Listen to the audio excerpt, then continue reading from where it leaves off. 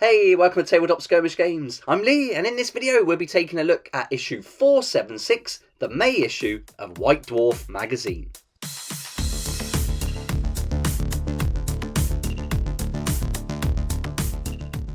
Here we go, here's issue 476 of the White Dwarf magazine. If you subscribe to the magazine, you'll get this version, the full cover artwork, and this month is featuring the Black Templars with some really nice artwork here. This purple colour is really stunning, and so yeah, these are really nice collectible magazines. They're also cheaper. It works out at just £5 a magazine, so you certainly save a little bit and you get something a little bit extra special too. In this video, we'll take a look at all the contents, flick through the magazine, and hopefully that'll give you a good idea as to whether or not you'd like to pick it up to add to your collection. And here in the front of the cover, on the inside, you'll see the details on how you can subscribe if you wish to. And here's the contents. We're going to get some Warhammer 40,000, not too much in this issue, quite a bit of Kill Team, a good amount of Age of Sigmar, and look at this, Warcry's back in there as well, a bit of Necromunda, Middle-earth, and the Black Library. So nice selection, and also some Warcry fighter cards included with this issue. As we get started, we'll see some of the images of painted models that readers have sent in. That's really great, that Tyrannid there in that frosty colour. And so some nice ones, not much else standing out to me out of this selection this month. Great to see that Tyrannid in there. And this is nice though, the combination of the Orc and the Wolves. I think that's done really well. So, and I love this Grace here. I've always liked that model there. Next, we've got Worlds of Warhammer, and this month it's focusing on how the iconography is created and what it all means. So they're really interesting, and I think this is a nice section of the magazine to learn about the background of both Age of Sigmar and Warhammer 40k. We've got a nice double-page artwork here of a battle, and I love this. This is one of my favourite things about the magazines. These artworks and photography are really stunning. And then we're going to see the conclusion to the Flashpoint, and we're going to see some rules in a second for Fall into Chaos. So yeah, nice bit of reading here, and that's going to finish up, if you've been following along the past few months, that'll finish that up. And then the Descent into Darkness, this is where we're going to see some rules for Falling into Chaos. These new rules can be used in Nachmund Flashpoint, and it says in here that these are the rules are part of an ongoing series of Crusade rules that have been published over the last few issues as well. So building this up, you're going to get a nice set of rules to use for your army. Then we're on to Flashpoint Imperial Zealots. And if you're looking for some inspiration and some tips on how to paint your models, then this is a great article which really breaks down the process, gives you some really high quality images and references to look at, and so certainly some takeaways here if you wanted to build something or paint it for your army. They've even converted one of the Baneblade variants, the Stormlord, there too, so certainly lots to look at and take some ideas and inspiration from. Look at this, we've got some Kill Team, and it's a little bit of fiction to look at now, and this is for the Catachan. How cool is that? So really surprised to see these featured in here, and this is a little story that's all about the Catachans going in to disable a Death Strike missile stolen by some Orcs, and they've got to get there before the Orcs figure out how to fire it. So really happy that that's included. And then we continue with Kill Team, looking at Security Breach with some new rules for sentries. The next few pages are going to cover the Critical Operations Sentries rule set, and this is going to include rules for using sentries in Kill Team, plus 6 new missions in which to use those rules. It tells us that these are going to expand upon the ones you'll find in Kill Team Morok set, but you can also use them in any kill zone. So not to worry if you don't get it, because it's not out yet, is it? So yeah, not to worry if you don't get that, because you'll still be able to use them with the previous kill zone. So lots going on there. Next, we've got Operation Briefing, and this is a column that comes up sometimes in the magazine talking about the rules, tactics and gameplay of Kill Team. And I think it's been a long time coming. Line of sight is something they really should have addressed a lot sooner, because I know there was a lot of issues around this. I made a few videos about it. So yeah, good to see they finally got round to addressing it. And now we're on to Age of Sigmar, another beautiful army on display here in the double page spread. And now we're going to look at some rules of engagement, and we're going to look at creation, design and evolution of the rules for Age of Sigmar.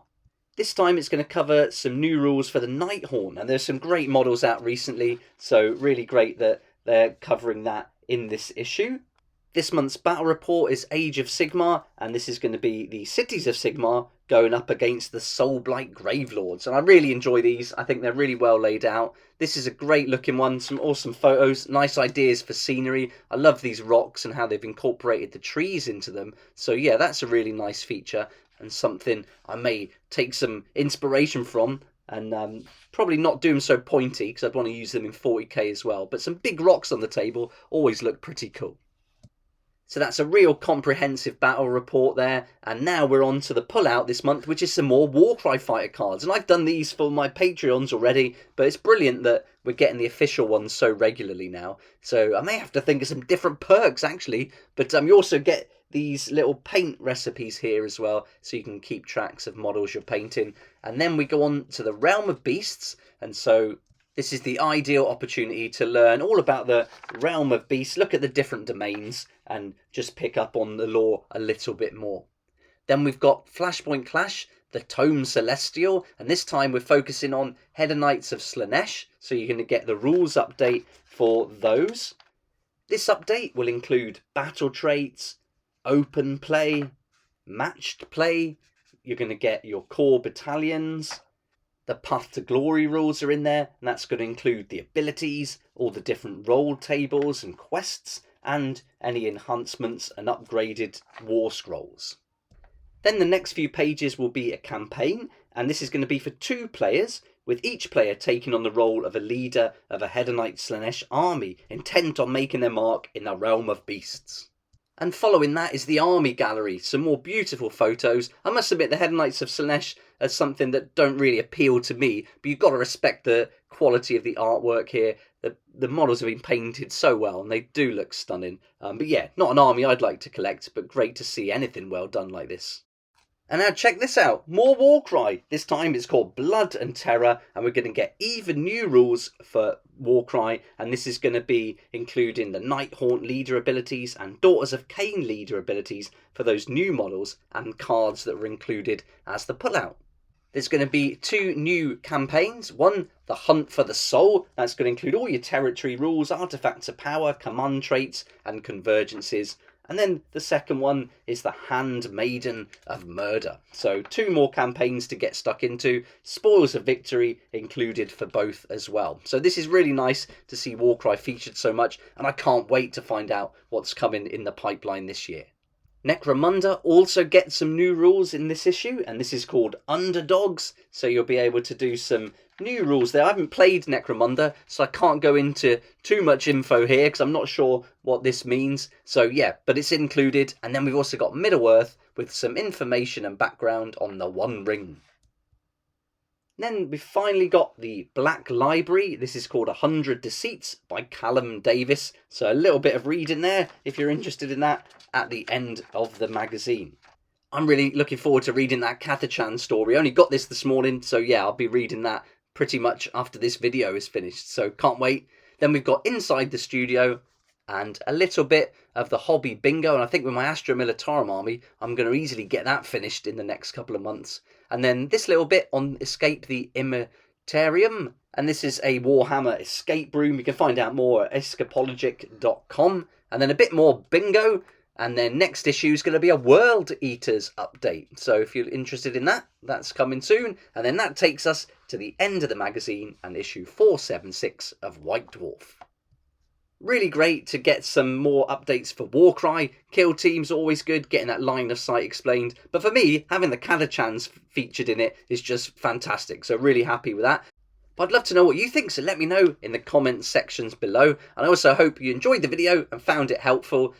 Thanks so much for watching. If you did like it, please hit the like button, subscribe for more videos like this, and don't forget to hit the notification bell to join me next time on Tabletop Skirmish Games.